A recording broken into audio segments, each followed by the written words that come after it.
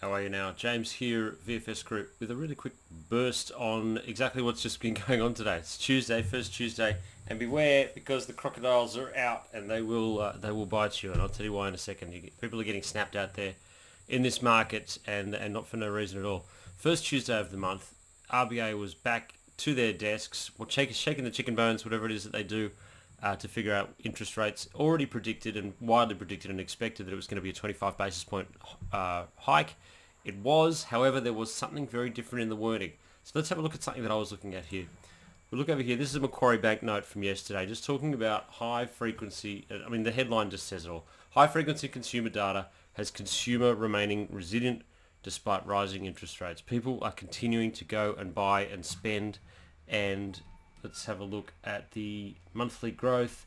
Food grew over here.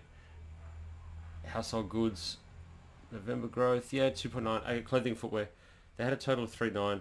Year ended 7.5% growth. Things are still going up. There's no other way around that. I mean, you can go through this entire note and see exactly what it is that's going on. But travel and petrol were the winners in January. Look, effectively they get some really good high frequency consumer data, and they look at it and they say, well, you know what, the consumer is still spending and they're still spending up big.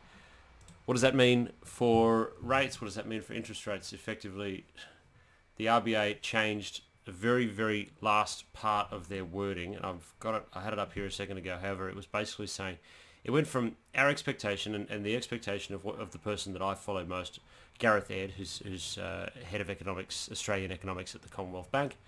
He has a note, and his note here, 25 basis points increase. And the hawkish shift, so this is after today, the change in the term from the board, and this is why you've always got to read the minutes and always see what's ahead. The board expects that further increases in interest rates will be needed over the months ahead. Now that's a change, that's a change in wording. You've got to pay attention to that change in wording. It's very important. And that's why I do what it is that I do.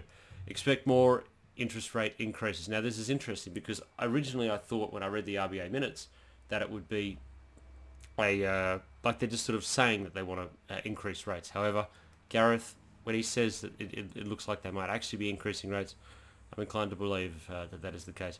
Anyway, look, the market took a bit of a hit today. It was only off about 0.4, 0.5%. Nothing too amazing in the Australian market. But just it seems like we've sort of hit the top, hit our head on this high ceiling. Looks like we're set to sort of come off a little bit. Iron ore just cooling off a little bit. Copper cooling a little bit. Everything just sort of seems to just be, you know what, we've had a good run, let's just relax. So play that as it is. A little bit on the short side. Be okay buying it back on the up dip. I still think that Australia is the place to be if you're going to be picking a country that you'd like to be invested in. That's it. I've been spending some time on Europe lately, but you don't want to hear about that right now. However, that was the RBA decision today.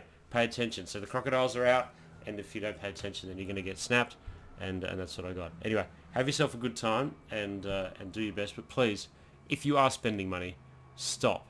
I can't afford any more interest rate rises on my house. It's just absolutely killing me. Thank you. Have a good one. Bye.